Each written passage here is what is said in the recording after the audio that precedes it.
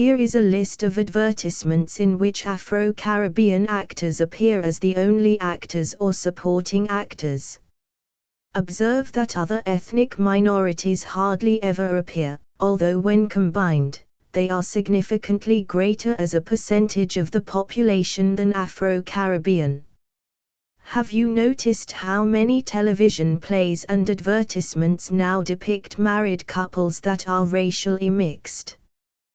While there is nothing wrong with an interrace marriage, the incidence in television advertisements is disproportionate when compared to their actual levels within the population.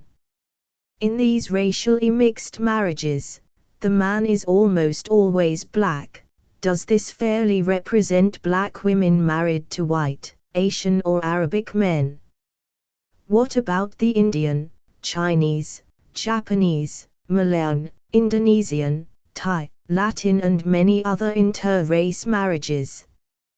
The producers have recently become bolder and set mixed marriages in bedroom scenes. Is their motive to try to emasculate the white male population?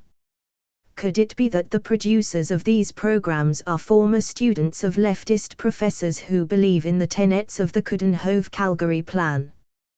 Perhaps the producers introduce racial mixing subconsciously, but whatever their motives, Calgary would have approved of their not-so-subtle propaganda. One puzzling thing is that over 80% of these advertisements feature predominantly actors of Afro-Caribbean people, when this group makes up about 4% of the UK population. The Office of National Statistics says 4%.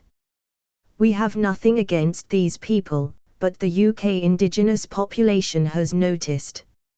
It is beginning to ask why, especially when they see such things as Anne Boleyn being played by a black actor on television. Do you think that the BBC would engage a white actor to portray Nelson Mandela? The confessions of BBC executive Stephen Moffat might explain. In 2016, he gave an interview which was included on the BBC website. He said, "The idea of casting black people in dramas set in the past, we've kind of got to tell a lie. We'll go back into history and there will be black people where historically there wouldn't have been. This is the imaginary better version of the world. By believing in it, we'll summon it forth." The BBC telling lies? It can't be, can it? Rather than improve racial cohesion, the BBC and advertising agencies are hampering the cause because this kind of persuasion should be subtle to be effective. Instead, viewers everywhere are mocking their obvious attempts to rewrite history and ignore demographics.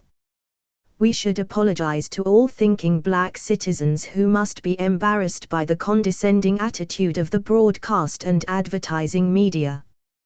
By the way, in Nigeria, white actors are not allowed in television advertisements, and even white British voiceovers are not allowed. So, why is it that almost all advertisements we see in the UK feature Afro-Caribbean actors? Perhaps the leaders of these companies should ask their advertising agents to explain and let us know. They won't. If you have seen advertisements not on this list, please name them in the comments below, together with your views on why Afro-Caribbean actors are preferred in television advertisements. Further comments, together with possible explanations, can be found in the book Losing Your Country and on the website www.losingyourcountry.com. This book is deliberately brief. However, it is filled with references that can easily be checked.